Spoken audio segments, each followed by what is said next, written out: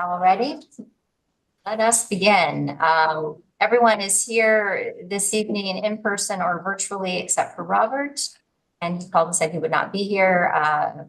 Mr. Burkhalter is not present this evening either for illness. If we could stand for Pledge of Allegiance. Pledge allegiance to the flag of the United States of America and to the republic which stands one nation under God, indivisible, with liberty and justice for all. Mission statement: Viroqua schools will nurture excellence, unlock potential, and ignite passion. Committee reports. We have budget and finance. Matt? Budget and finance. Yeah, we talked a little bit, had a quick update on some revenue numbers, mental health grants, high cost transportation aid and proceeds for some capital asset sales. Pretty much going from 17,302 with the revenue. Revised budget's going to 17,561. Thank you. Any questions for Matt? All right, we'll go on to compensation. Kim? We met, and what we spent most of our time, actually, the only thing we talked about really was substitute compensation. And this will be on the agenda later, but I'll go through the looking at increasing sub pay for teachers to 135 next year. The retired teachers, as part of their benefit in choosing to retire, those that retired last year are getting the $200. If a teacher retired from Viroqua in the past, they will be eligible for $175, and long-term subs are 90% of the base.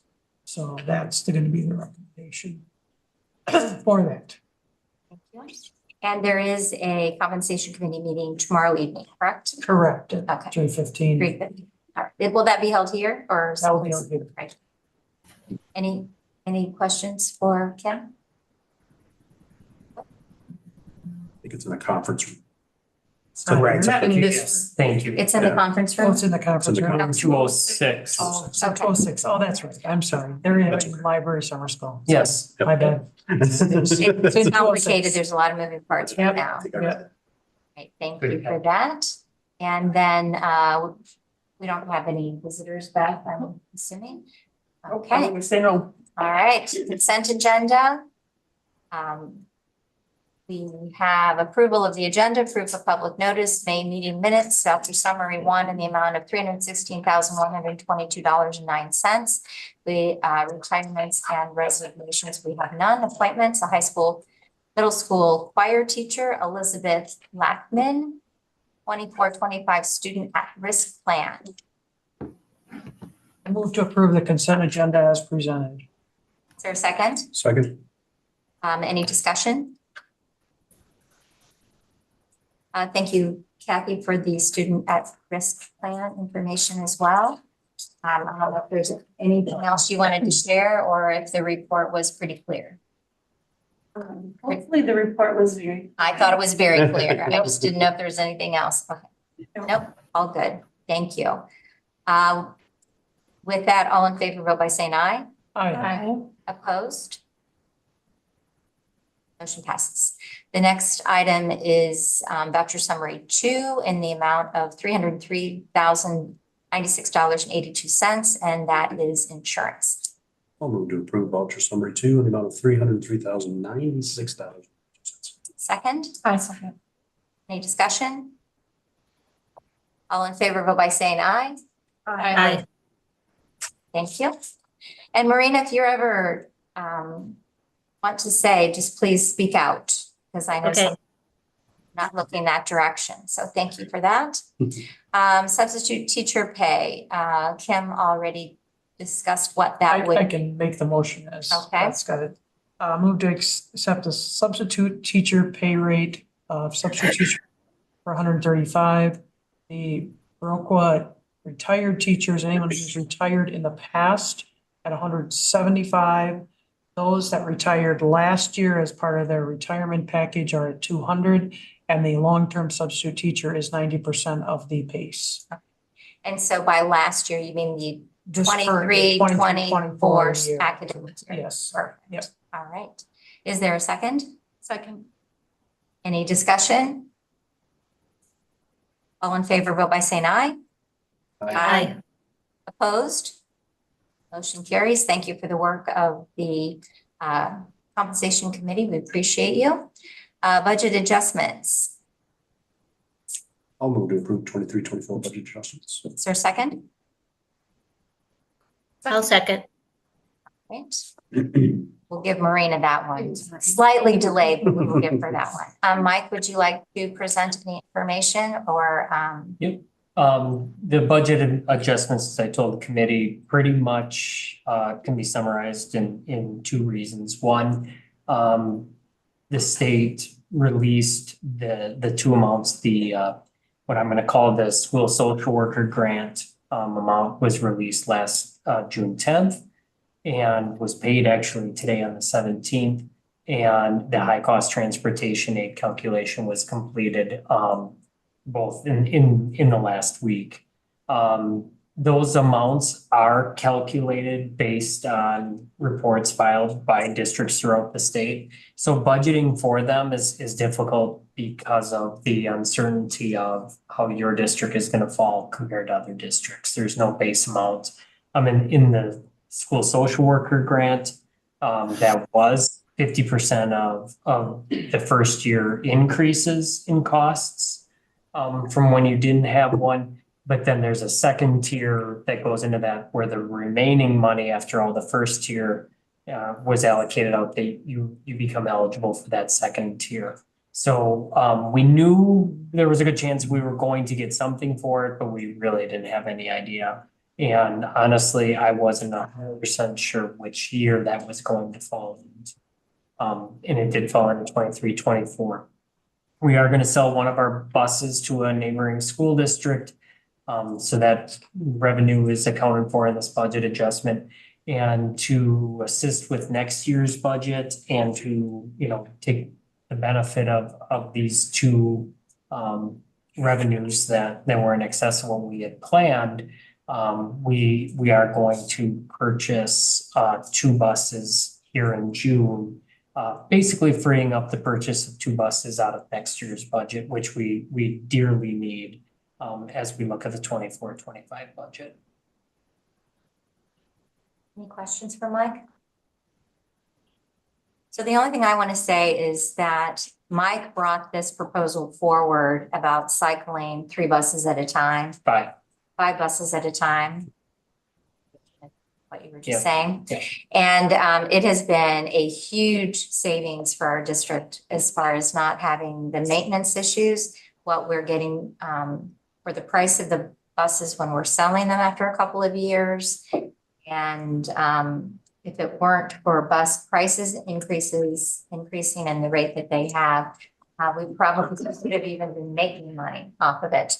But it's been just a great thing for our district to have new buses that don't need maintenance and not having to worry about the safety of our students. And this was a commitment by the electorate during last cycle's referendum, because we had to buy 5 buses to get here. Yes. Or 15 buses to get to that point where you could, and that was quite a commitment of spending funds. So that can't be lost on that. We had the plan, but they had to provide the funding for it. And it's worked out well. So Yep. thank you for moving that forward and offering that as an option for our district. With that, all in favor, vote by saying aye. Aye. Opposed? We have an aye from Marina. I just saw it. Yep. Opposed? No one opposes. Motion carries. The next item is this will be information, and it's donations over $250. There's a total of $15,062.53. The Viroqua Booster Club, $5,000 for track supplies, block part, $557.99 weight room supplies, $2,599 baseball junior hack attack machine, 5,500 girls basketball uniforms, 425 power sports weight room supplies, 980 54 for powerlifting. The Viroqua Booster Club does so much for our district, and they couldn't do it without a ton of community members participating and donating dollars. So we thank our community and the Viroqua Booster Club for the great work that they do for all of our students and our extracurricular activities and volunteering their time as well.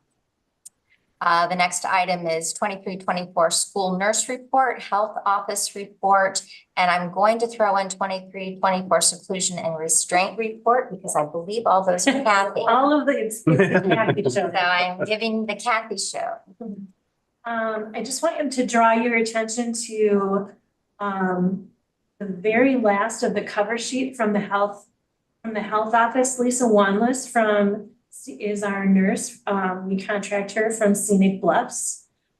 She's been a great addition to our staff, and a huge shout out to our nursing assistant Deb Deaver, who covers a lot of the elementary things. But I wanted to draw your attention to the end of that. I'm going to read it out loud because I want that to be on public record.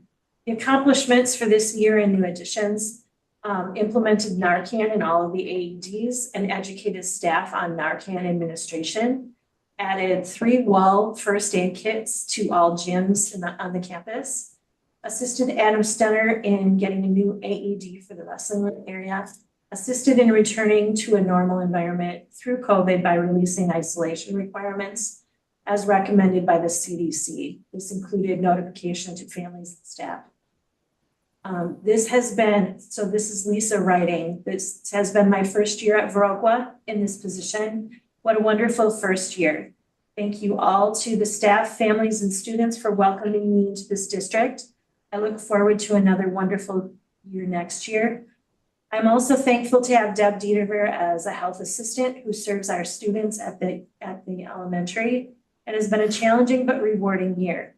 We have a definite increase in our office visits this year compared to last, and a considerable increase in our diabetic students on insulin, as we have 2 students who were newly diagnosed this year.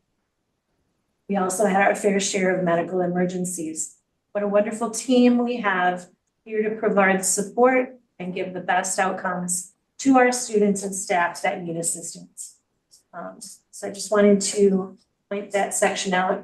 Lisa is a positive, bright light, and has really been a nice addition to our staff. So thank you to Lisa and to Deb Deaver for their service. They work tirelessly. I always find reading through here, it's impressive how many staff, teachers, students utilize these resources on a very regular basis because of whatever needs that might arise, which many times can keep our students, our staff, our teachers in these buildings and get the care that they need to be successful and to learn. Or to go home, whatever the scenario might be. So they do great work. Absolutely. It's amazing how many kids go through that office and the variety of things over time that has expanded exponentially that they deal with, which is great and good service for our students, and it does help them able to learn better. And our nurses are very knowledgeable. Yeah. Both excuse me, Deb and Lisa are very, very knowledgeable, and very nice to work with. The seclusion and restraint report. Okay, seclusion and restraint report is something that I bring forward every year. Seclusion and restraint are the very last resorts for a student if they are out of control, and we foresee that they will hurt themselves or others. Each school must have at least one person trained in each building. We have 35 teachers, and all of our principals and I are all trained in in CPI, which is our non-violent crisis intervention techniques. We have an on-staff trainer who does the training with our staff. Every year we hold trainings, and your training lasts for 2 years. So to keep that amount of staff knowledgeable and located all around our buildings really helps to keep our numbers low. Often when a student just is struggling and can't regulate themselves, they need a little support in this way. So I'm pleased that our numbers at each building are low. And that we have so many that are trained in this area and willing to step up and support each other. Any other questions on seclusion industry? I appreciate that you give us past history to compare. And you go back quite a few years, which is very nice. Obviously, COVID years were a little different anyway, but it's nice to see the data and actually somewhat the consistency of the students and the number of times this might require to happen with students and how well it's handled when those situations occur. So thank you for the past information as well. Any other questions for Kathy? Thank you. Next item is safety drill report. Elementary, I'm going to go to Pat because you are one person. Report. Yeah, so we, besides our usual monthly fire drills, had a classroom hold drill in early May. That seems like a long time ago. And then also just an evacuation. And the big thing at our level is to teach the kids to just listen to the adults.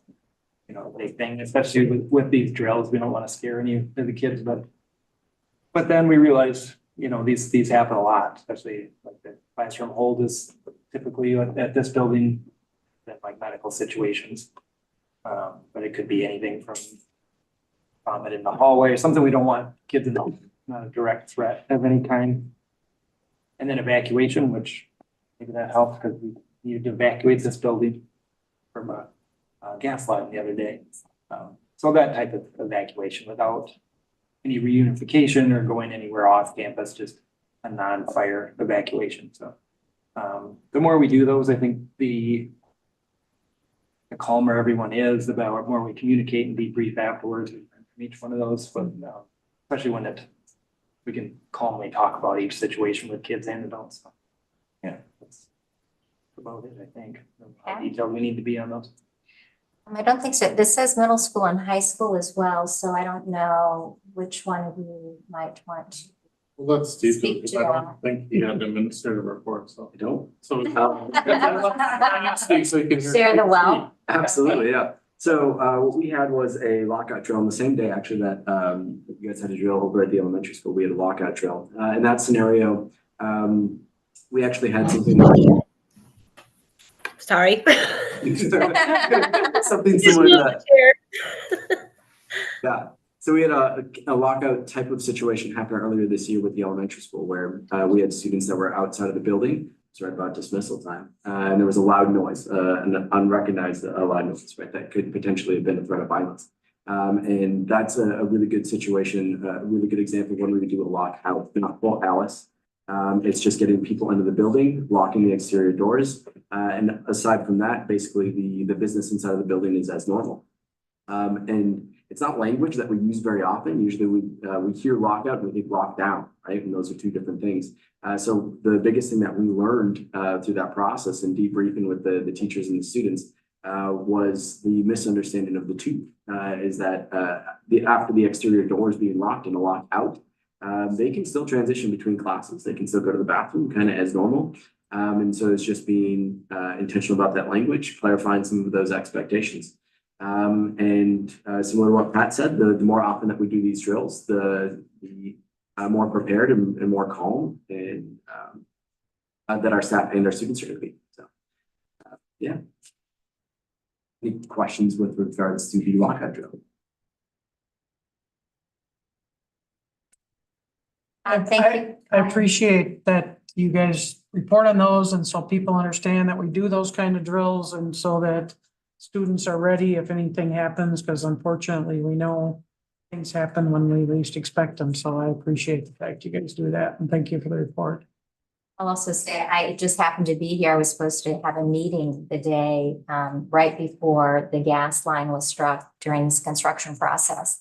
And it was very engaging as far as the communication and the walkie-talkies and how everybody was being spoken to, because you didn't know actually how serious the problem was or if there actually was a problem. And it was handled very well as an outsider who had nothing to do with anything that could stand and listen and watch. So it's a good experience for me. I don't know that it was a good experience for you all.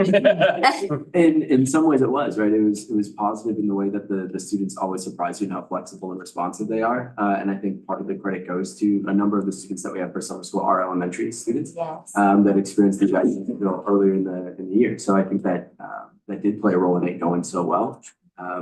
Because when the students are calm and know what they have to do, it makes it a whole lot easier for the adults to worry about the communication and the problem solving. It was a beautiful day out. Certainly was. It was But it- very, very nice. We're not It couldn't excited about have it. happened on a better day. Second. Exactly, exactly. Well, thank you for those reports. I don't know that we've received these before, and so I think this is great information for the board. And thank you for sharing the experience and the things that went well and the things that didn't. So that's great.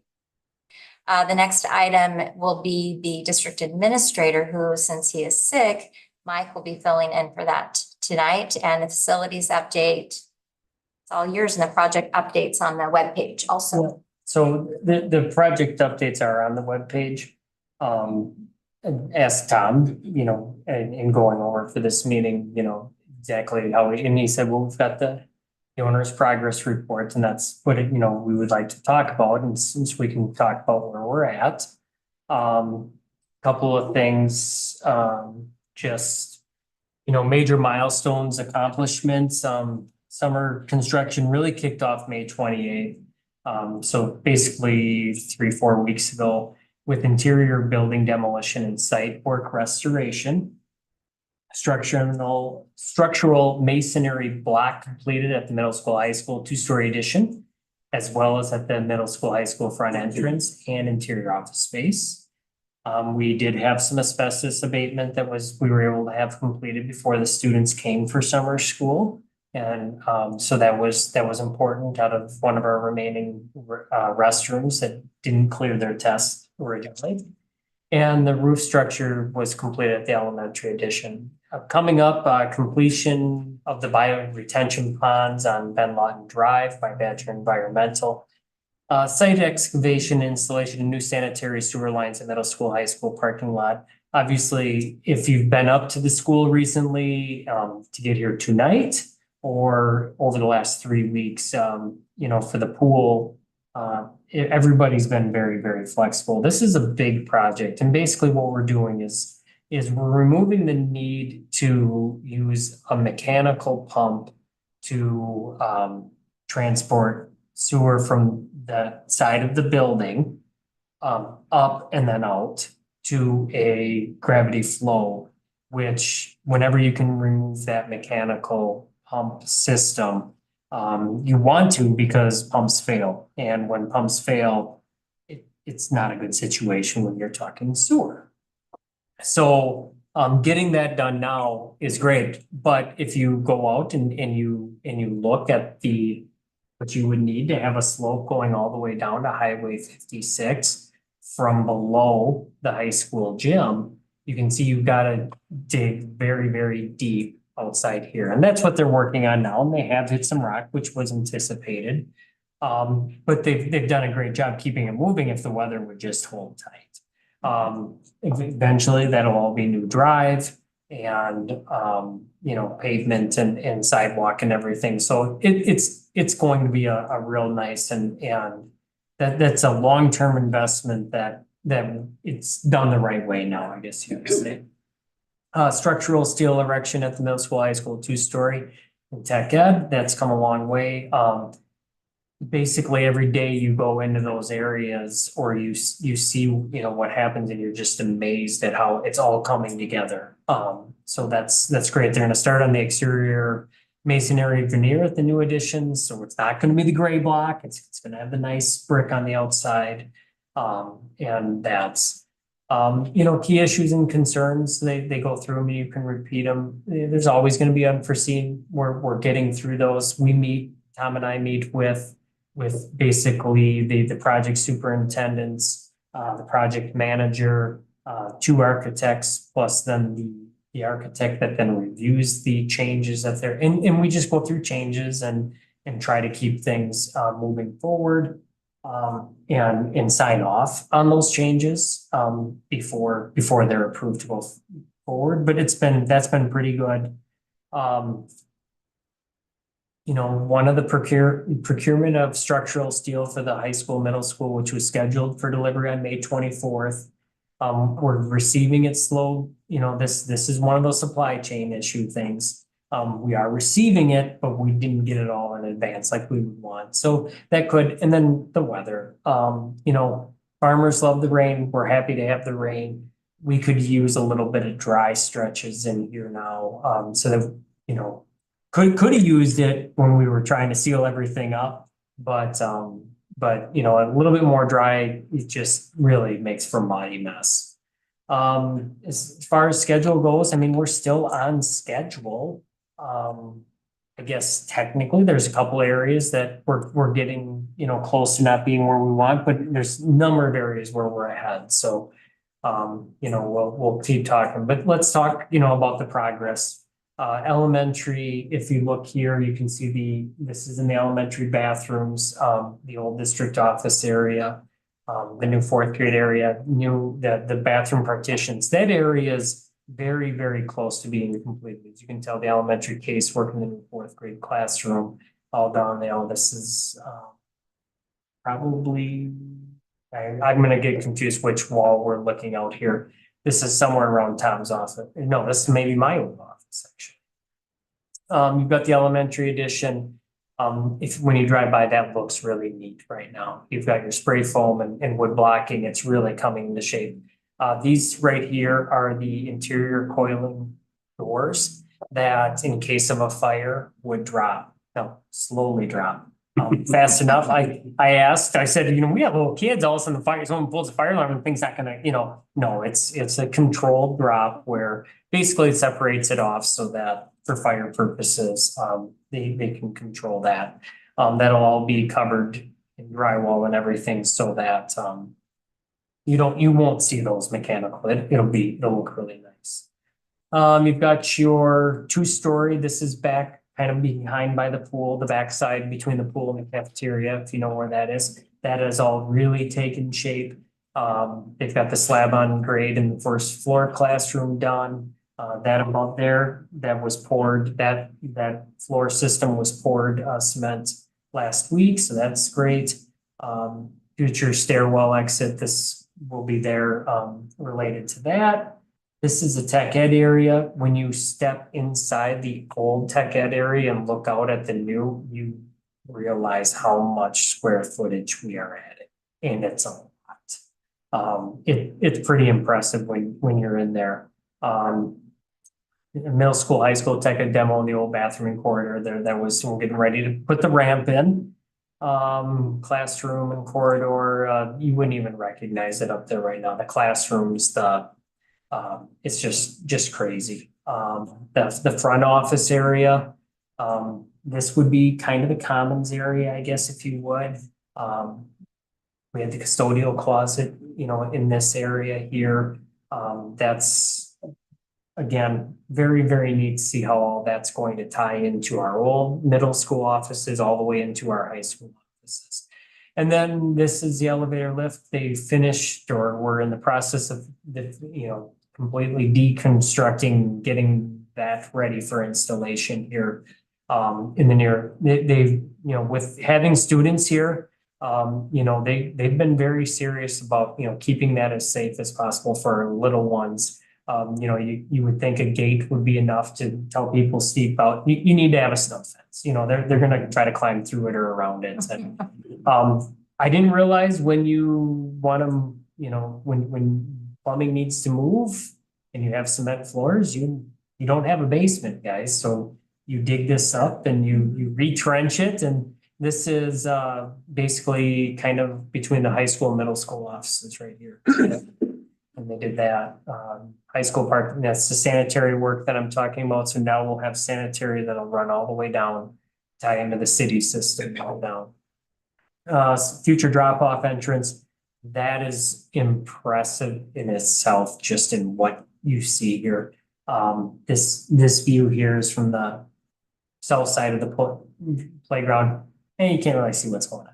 When you drive by it and you see, you're gonna have drop-off lanes, you're gonna have parking spots. It looks great. A nice median in the middle to separate the two, with cutouts for walkways that'll keep the kids and the families and the parents and everybody where they need to be safely, so that, you know, you're not just darting in and out of traffic.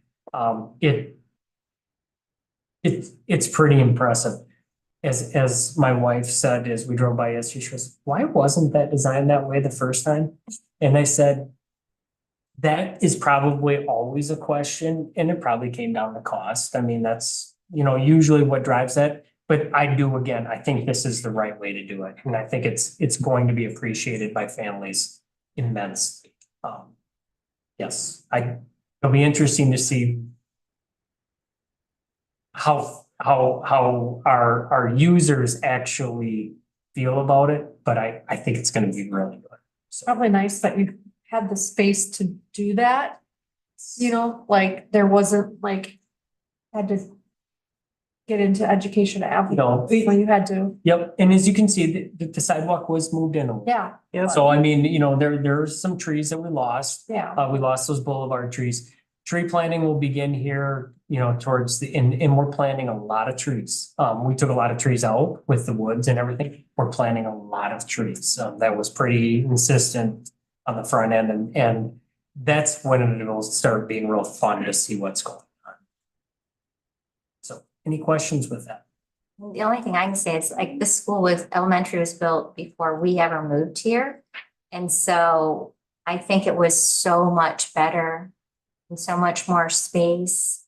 There was so many more sidewalks, and it was more handicap accessible, and we didn't have school shootings at that time. So there are just a lot of things that are different today, and that could be why part of it wasn't done before. And that took 2 referendums to pass that. That was a lot of work, so I'm sure cost was part of why Yeah. it wasn't done that way, but this is going to be great. Then the other thing that I had from Tom was, you know, the operational referendum survey. So our current operational referendum expires at the end of the 24-25 school year. Typically, we have went to referendum in April of the year prior, in anticipation of that. Basically, with the law changes in the state of Wisconsin, you can have 2 referendums a year. So you do want to time it out, and you want to give yourself as much time as you can. So if the board would like to approve for the November 24 election cycle, which is the presidential election, that decision would need to be made in August of 2024. If the board steps back and says we're not ready, we need more information or whatever, our next chance, we'd have to know by January of 2025 whether or not we're going to go in April. There is no election in November of 2025. So you are somewhat limited, and we'll talk more about that. But really, as we found with the construction referendum, it's important to understand where your community is and what they would support before you go to vote.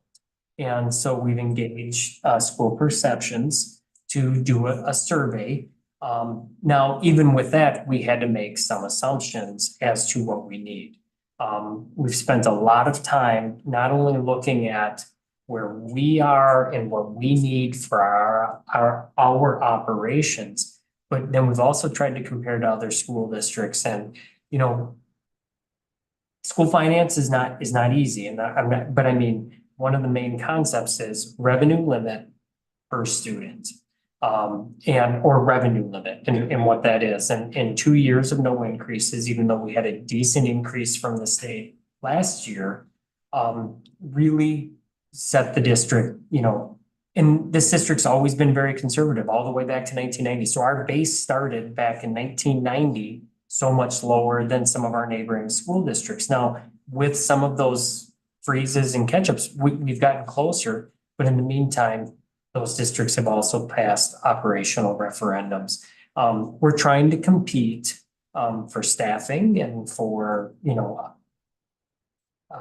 offerings with districts that are considerably allowed more revenue limit per student than our district is. And that's just a fact. I mean, and we're not alone. 80% of all districts throughout the state of Wisconsin either have went for operational referendum or currently operating under an operational referendum. So in summary, we've engaged school perceptions to do this for us, as we did the last time through anonymous surveys. So every resident should receive in their mailbox a postcard where they can take the survey electronically or mail it in. The staff received surveys via email today. And parents will also receive an email basically reminding them of the one, but also encouraging them to take it right there with a link. And that should be next Monday, 6/24. The deadline for completing the survey would be 7/17. They need a week or two to compile the results and kind of give us their best estimation as to what the data is saying. And probably wouldn't have that before July 31st. May need a special board meeting to go over those results and then to determine our next steps. Because like I said, by the end of August, we need to have a decision of whether or not we're going for the November 2024 and at what amount, because that's when you do the authorization. So it's a tight timeline, but it's the timeline that we're under, and the board has been aware of that. I know we've talked about it a number of times, but the survey is really the next important thing that's going on now regarding that. The only thing I can say is we would strongly encourage everyone to take the survey, and not just by household either, because sometimes one person in a household thinks differently than someone else in the household. So we would encourage everyone who is of voting age or will be a voting age to take the survey. And that's not just in the city of Viroqua, that is in our entire district, because it is all encompassing to everyone that lives in the area of the school district. I took my survey today and it took less than 5 minutes. It's not a difficult survey to take. And I know the past survey, there were some people, a small handful of people that didn't receive it. So if you could spread the word about it, just in case something like that would happen again. And some people like to take a survey on paper, and that will be an option too. You would just notify the district office and they will steer you in the proper direction. Anything else, Mike? Any questions for Mike? No? All right, hearing none. We have thank you, Mike. End of the year AGR, Pat.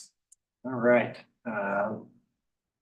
So you get to hear from me 3 times a year on this. So get this up here. Just a quick overview, AGR's achievement gap reduction, it's a 5-year contract. And we'll get into the strategies and requirements. That's for all kindergarten through 3rd grade classrooms. We have to use one of 3 strategies or a combination to reduce that gap in achievement using either one-to-one tutoring, instructional coaching for teachers, and or maintaining 18-to-1 student to teacher ratio. The requirements are using those strategies or a combination. Report to DPI at the start of the year what strategies we plan to use, report at the end of the year what we actually used. Set performance objectives of how we're going to reduce the achievement gap. And then which assessments we use, and then report out, which we're doing tonight. So when we look, it's in your report, when we look at our data, we did not, our main goal is we want to take that lowest 25th percentile, that lowest quartile, and the number of students that start the year there, reduce that in half or more. We didn't achieve that in too many groups. Probably 2nd grade reading was the closest. And there's a variety of reasons possibly why that is, or hypotheses why. I think the biggest thing is each from the fall, winter, spring, the benchmark goes up. And our students this year seem to improve, make growth, but kind of follow that in parallel and not actually close that gap as much as we want to. And that takes the whole school wide to do that, to realize it's everybody's responsibility, and that starts with me. To set up our systems better, to provide any training we need of how to differentiate, how to, sometimes we think an intervention is this program and a can thing, and it can be just more time looking at specific skills that some of these students are lacking in. It's not to say everybody isn't working hard. We're probably working harder than ever, but it's just working on the right things. And then when we look at individuals within there, they may not have gotten out of that lowest quartile, but some students come in with 0 to 5, knowing 0 to 5 letter sounds at an early age, which is a significant gap to overcome in 1 year. Then by the mid-year, they maybe know 15. By the end of the year, they probably know 30. Is one example I looked at. So they're making a ton of growth. Just again, they're making the growth that we'd expect because they're starting at a deficit. So based on our own set, we want to reduce that number. We'd love it if nobody was in that quartile, that lowest percentile, but it gives us some good data to realize, okay, what are our strengths, where are we lacking? Again, when we look at individual students, there's a ton of growth. Everybody's headed in the right direction. It's just how can we really focus and close that gap rather than just it maintains and stays parallel. And there's some really exciting things, I think, being slightly ahead of the curve on Act 20 with the phonics piece that we started this year. We saw some huge things, especially the younger grades, like 1st grade. Some of the skills that they learned this year that we are hoping that'll carry over. So again, hard sometimes to see that much growth in 1 year, but hopefully over the next few years, we'll see some really improved achievement overall. No, it's super fast, but there's a lot of data in there that we could spend all night on if you want, but I think. A workshop. Yeah, exactly. Is there anybody that has any other questions for Pat? The only thing that I can say is the trend, because I've been on the board for a long time, has been this trend. And so I'm hopeful that some of the different instructional options that are being created will change some of that. Yeah, I think so. I think what we saw in 1 year is huge, and that's hard to implement something like that when great to implement at kindergarten.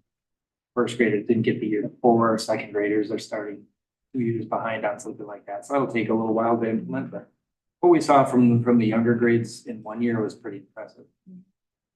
Hear how they talk about breaking down words and syllables and things at a young age is pretty impressive. Is there, I know we have a great summer school program. I don't know how the percentage of our students that attend summer school and if that's of any assistance or not. It's never not a bad thing ever. It's awesome to keep kids safe, keep them fed, keep them engaged. It doesn't have a huge impact on learning, studies have shown, but it's not gonna have the opposite effect. Make school fun.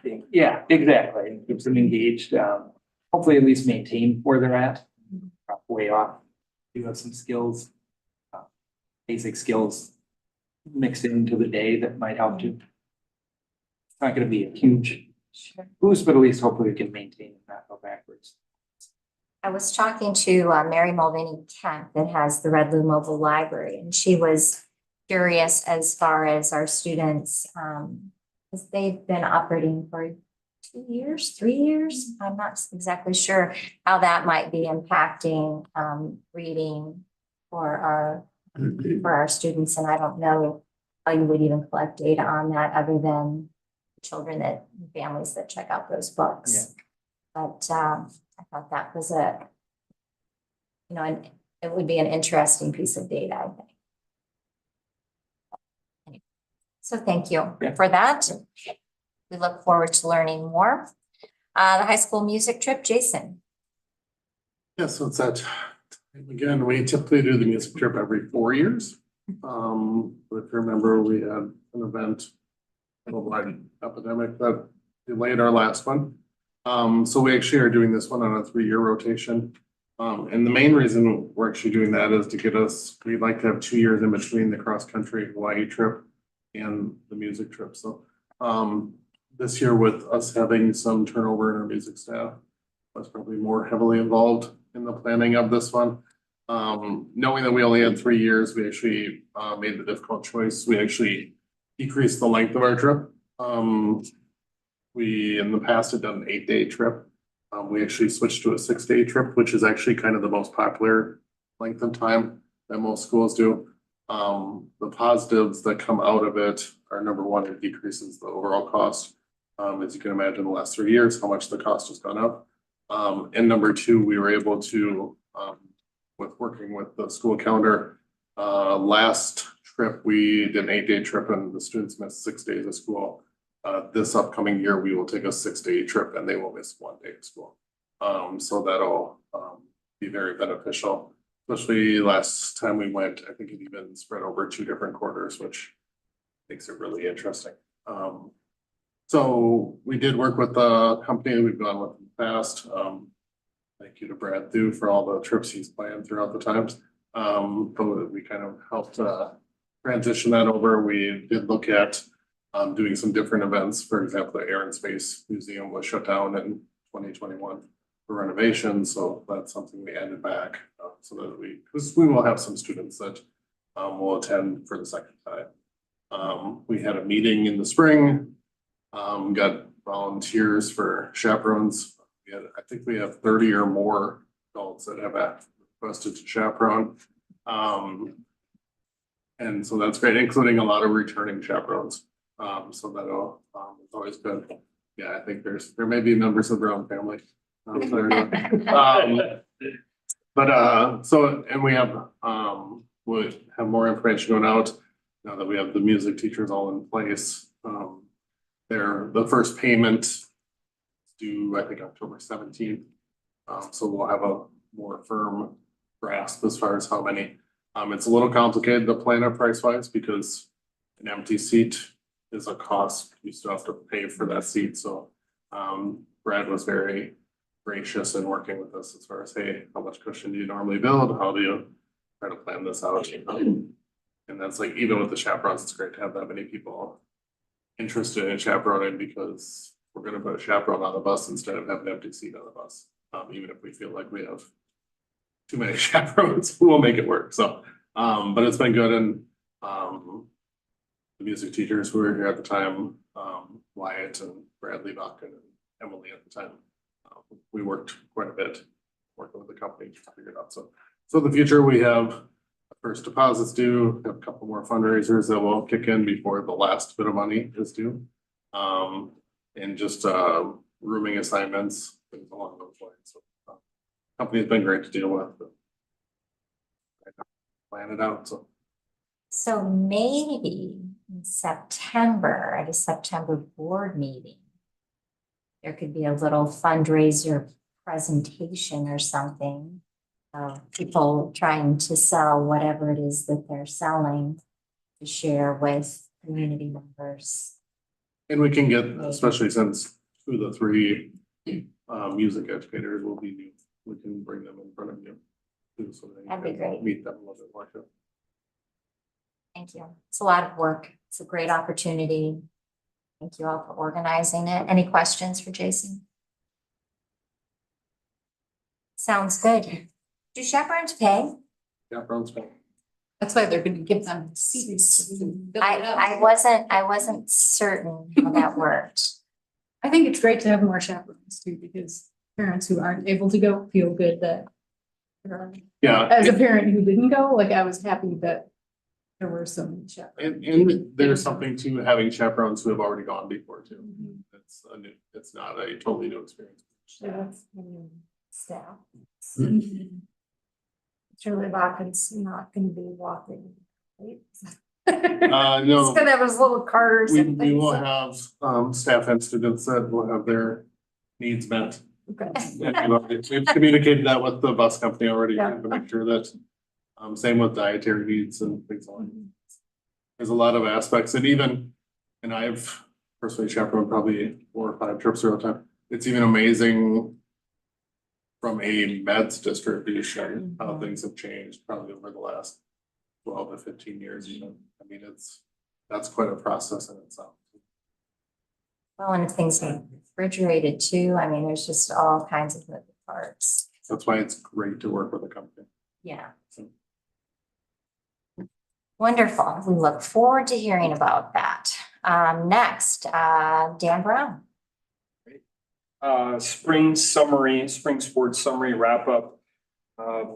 At least for the last couple of years, spring has been the highlight of the school year for us as far as competitiveness in our sports. This year we continued that momentum, indeed even better than we did the previous spring. Some quick highlights. The baseball team had an undefeated season in conference record. They were 12-0. They were the conference champions. They then went on to become the regional champions. In our conference, we had the conference player of the year and the conference pitcher of the year. So we were a pretty dominant force at the conference and regional level. We ended up losing sectionals to Aquinas, who went on to become the state champions. So if you're going to lose someone, losing the state champions is probably, even if it's Aquinas, who you want it to be. So And they'll be in a different division next year. yes. Because the performance factor. Yes. So just another tremendous season. We had 4 athletes that were first team all conference, 3 athletes that were second team all conference, and an honorable mention, all just on the baseball team. So really great job by them. Softball had a similar record as last year, although we earned more conference honors for our athletes. So Whitney Scritty was a first team all conference athlete. Emily Vera was a second team all conference athlete, and Kaylee Beckham was honorable mention. They finished in 5th place with a 4-8 record, very similar to last year. They made it, they won the first game of regionals this year and advanced to the second game. So once again, the softball program is doing well and being competitive. Boys tennis again had a really good season. We graduated out a lot of good tennis players previous year, a couple that went to state. This year, the boys tennis team took 2nd place in conference. We had several first team all conference athletes and 1 second team all conference athlete. And 2 of our doubles teams advanced to sectionals. Unfortunately, they didn't make it out of sectionals to state as they had the previous year. Other highlights include boys golf, really growing in popularity. That's a co-op with Westby. We had 18 golfers out this year, which is a huge surge. I think we had 7 last year, and 5 of those were Viroqua athletes. This year, golf team took 2nd place in conference. And Brooks Hoffman, who's a student at Viroqua, was first team all conference as well as Slade Stackhouse.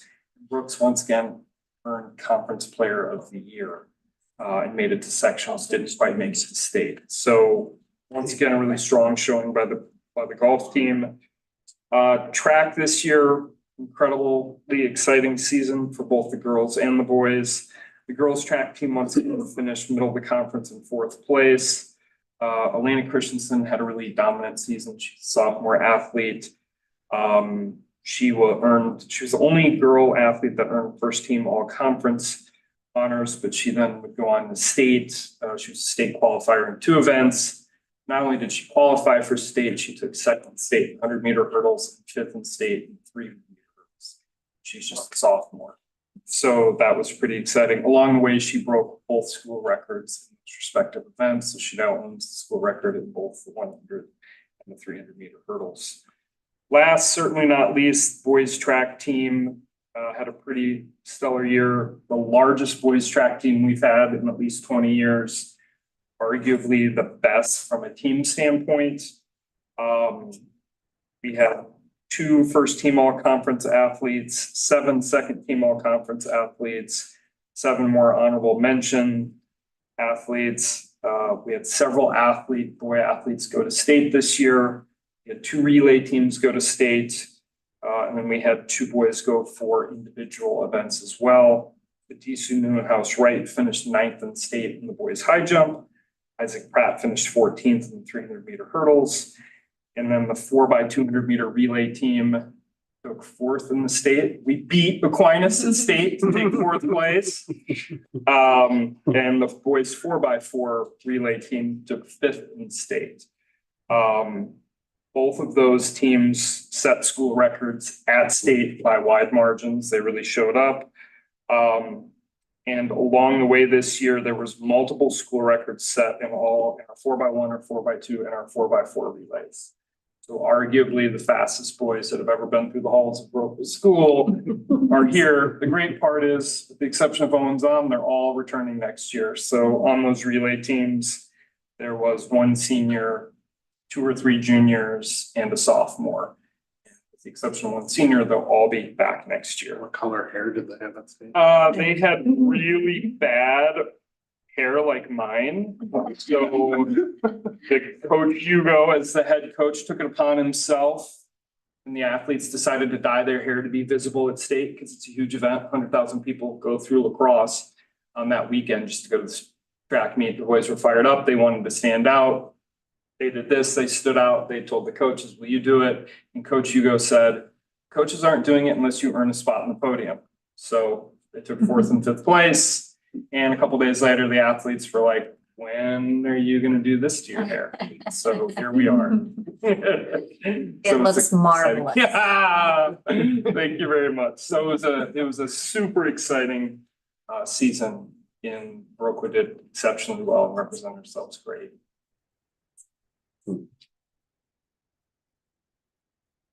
I don't know how you top that. That's pretty remarkable. And, my clapping, with Aquinas moving to a different division, I have a lot of difficulty with the breadth of school districts that go to that school and them competing with schools that are smaller in numbers and not being drawn from as broad of an area. Well, that's part of the reason they put performance factor in was to try to, Well, whatever the trying reason. To get to that, but to- they yes, finally yeah, got to it. Well, You're not alone in that sentiment. I know there was a time, being in Ohio, that all of the private schools, private religious schools, because they were at that time all religiously based, they had their own division. Wisconsin did too. Parochial Parochial and WISA was the division because I went to one of the schools that participated in WISA. And actually, this performance factor, Ohio is one of the states that they kind of based Modeled it. Yeah, modeled it after. yeah. So that's good to know. It's good to know that we beat them anyway, but I just think that it's much more competitive, fairly competitive way. So Yes. thank you for that. Thank you for coming to and sharing your due. So with that, social work review, Kathy, how can you beat that? I can't beat it. Oh, you can beat it, Kathy, because we have a school social worker, which we haven't had for a long No. time. One of the few in the area that has a school social worker, so I wanted to bring that to a highlight tonight. She's fully licensed. She works with our Sources of Strength program, our homeless population, and she sits on the Vernon County Trauma Task Force, as well as a plethora of other things, our student services team. She meets with a wide array of students. She had connections with 137 middle schoolers last year, which was up 169% over the previous year.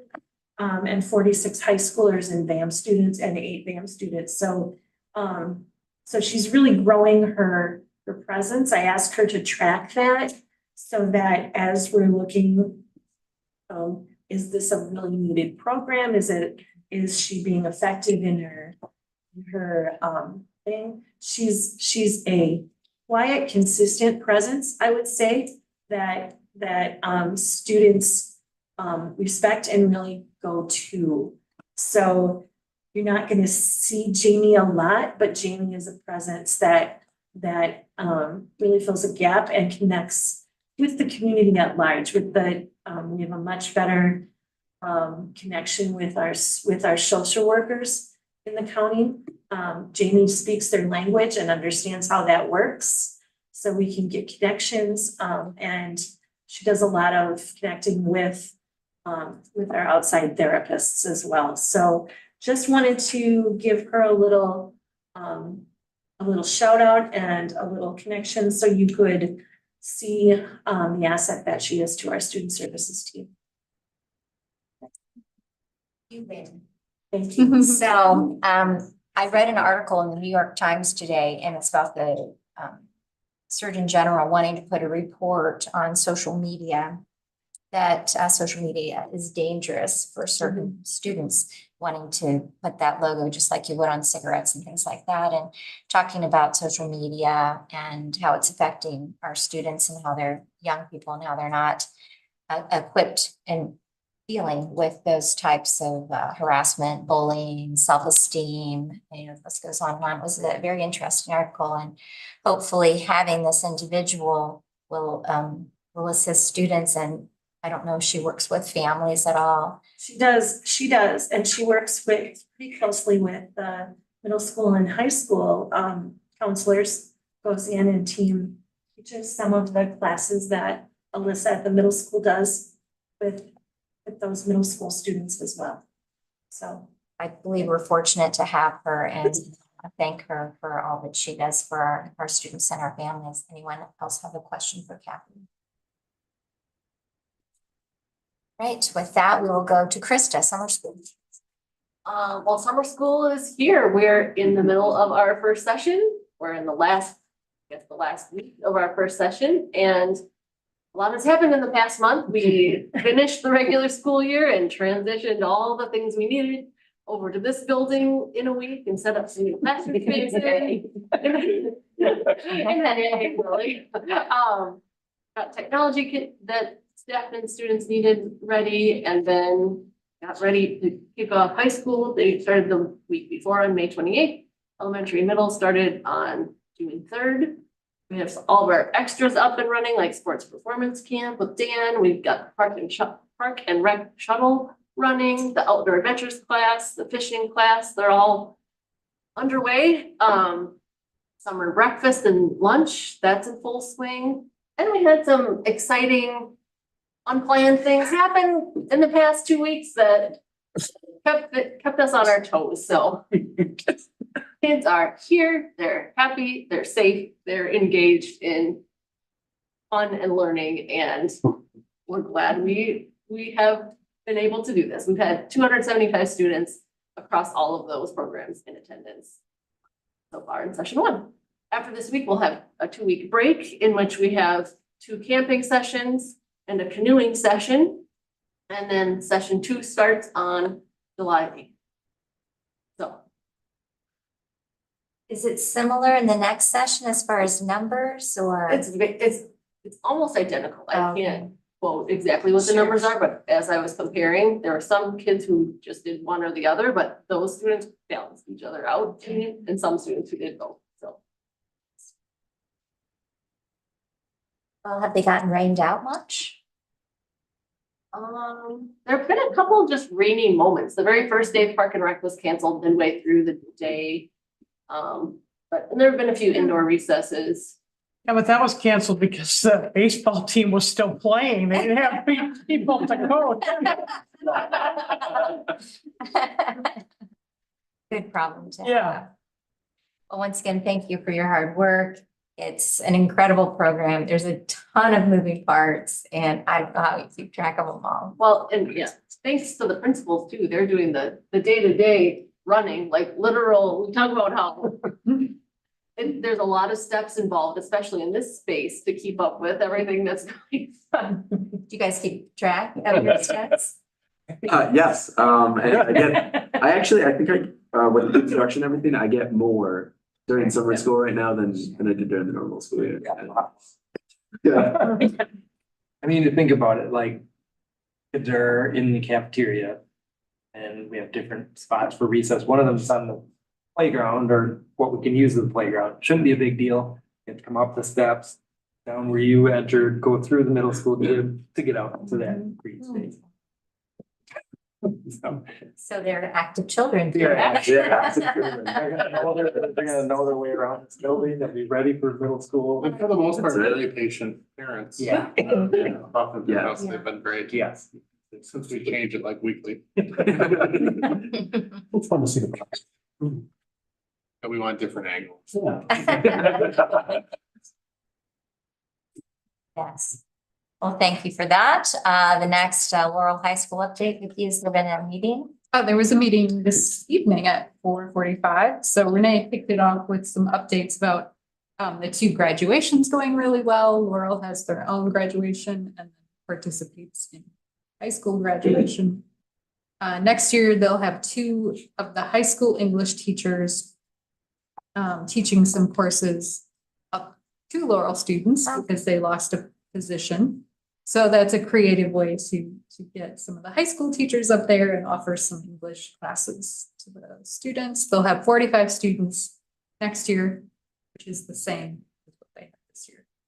And then they spent the rest of the time working on the Laurel High School handbook, which they are revising. And there'll be another session in July and August to work on the handbook. So that is slow and tedious. So thanks to that group for literally taking every line by line.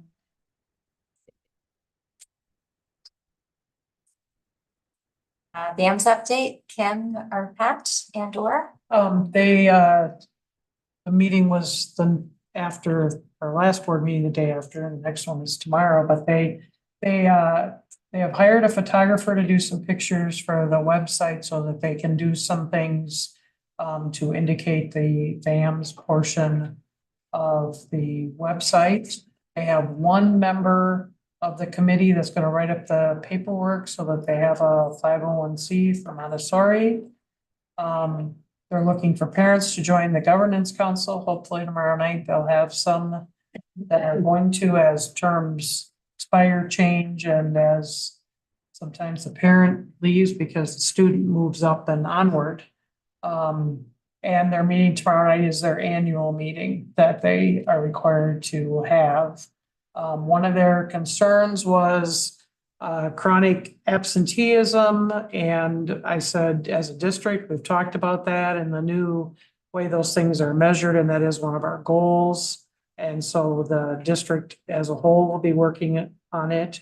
So they were going to just discuss those things with Pat and Steve. And they're looking at whether they should apply for a grant. They're going to meet with people from Laurel and look at that and how they might fit into the whole grant process. Did you have anything that you wanted to add to that? Thank you. Thank you for attending, both you, Vicky and Kim. CISA4 annual meeting update. The CISA4 annual meeting, they had a great presentation on school-based mental health programs that they provide. I'm sure Kathy is aware of it. They have a whole program they provide to districts. And as a matter of fact, the CISA4 model they developed, they were kind of ahead of the game, and the state is following their model on how to deliver mental health services within schools. And we voted for new representatives on the Board of Control. Ours in our area stayed the same. And I put next year's meeting on my calendar already, if you would desire to assign me to it. And I actually don't mind the meeting, and it's an interesting meeting for me, and having been there for other things in the past, I enjoyed it. And I sent the board members the slide presentation on mental health just tonight. Thank you for sharing that. Did you share that with Kathy too and Tom, or no? Yes. Okay. Wonderful. Thank you for attending that. And thanks to the board for being flexible with our workshop dates, because that had to be moved a little bit as well.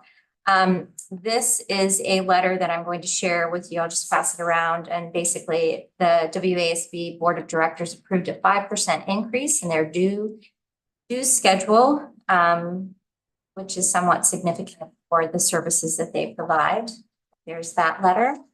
23-24 report to the membership, and this gives advocacy and government relations, legal and policy services, state education convention, search services, customized leadership services, meetings and events, member outreach, member services, WASB insurance plan. And this is just talking about different virtual and face-to-face scheduled meetings that they provide for all of us. This right here is information, basically the same thing that I just read to you, only they have it laid out in a different format, if you wanted to look at that. This right here are the resolutions that were passed that Dana so graciously attended last year. Efficiently and graciously attended. And these are the resolutions. It's a little late for them to be sending them out. I don't know why they don't just put it online and send it to us all, but there it is in print that was mailed to me to send and give to you. The school news, which was, they've had some pretty darn good articles in here over the last couple of months. Almost 40%, 39.4% of first-year teachers leave the profession after 6 years. I think that's pretty darn significant. And that's not only problematic in the state of Wisconsin, but nationwide, because that's what the numbers are in Wisconsin right now. So I found that to be disheartening, but something that we should be aware of. Tutor in your pocket, and this is an article about AI. And the use of AI, the good things that we can do as educators and for our students to have access to AI and how it might be used advantageously. It also talks about equity a little bit in this article. So now, I'm going to go back to encyclopedias, and a family could purchase an encyclopedias, and that gave an advantage to a family that could afford encyclopedias. And then it creates an equity issue for students who didn't have an encyclopedia. This is the same type of thing, obviously on a much greater scale, because parents are paying for AI for their students to assist them to learn, to assist them to have resources. And then those that can't afford it are getting perhaps a little bit further behind because they don't have those same resources, or they don't have that resource, that tutor in their pocket. So that I thought was pretty interesting. And then it also talked about cybersecurity. There's an article on that. School districts don't stereotypically have funding to have the advantages of many businesses that have more money to put into cybersecurity. And so this was talking about an increased incidence of cyber attacks to school districts and all the information that they can get, and that recommends school districts obviously putting more resources into cybersecurity. But it also talks about the response to cybersecurity and what administrators and teachers should know, and you should be preparing for these things, and what your processes and your procedures are to prevent these attacks, as well as knowing that you are going to have a cyber attack, what you should immediately be doing as a district. And so this was a good article. And then there was an article about students and how they're feeling after COVID and using school perceptions to survey students. We do that. We were not presenting in this article, but it's nice to see that we are doing things that we should be doing to assess our students' mental health. There was an article on phishing. And I don't mean phishing, I mean computer phishing, not the fun kind. What? PH. phishing. And how there are people targeting school districts because we're an easy target, and targeting our students because they're an easy target. So that was another interesting article that I found to be relevant.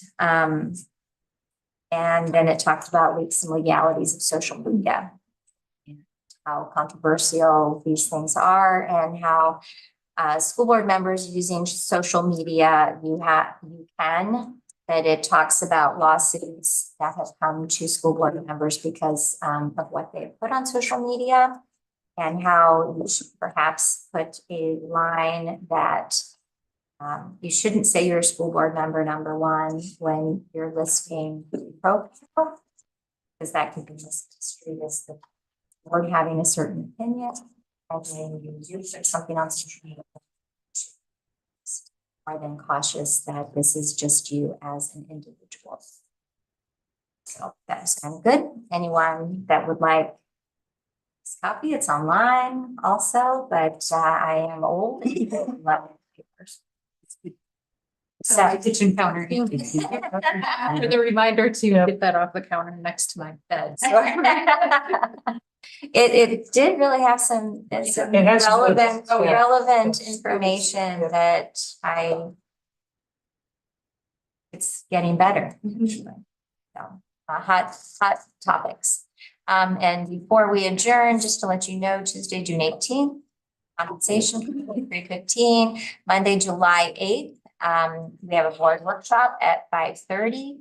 Monday, July 15th is our regular board meeting this month. And then Monday, August 19th is a regular board meeting. And Wednesday, August 28th is back to school night that we're already talking about. So I'd like to thank you all for being here tonight. Thank you for all that you do for our families and our students, because you're a pretty remarkable team. And with that, motion to adjourn. So move. Second? Second. All in favor? Aye. Thank you, Marina, for being here virtually. Thank you. Have a good night. For the night.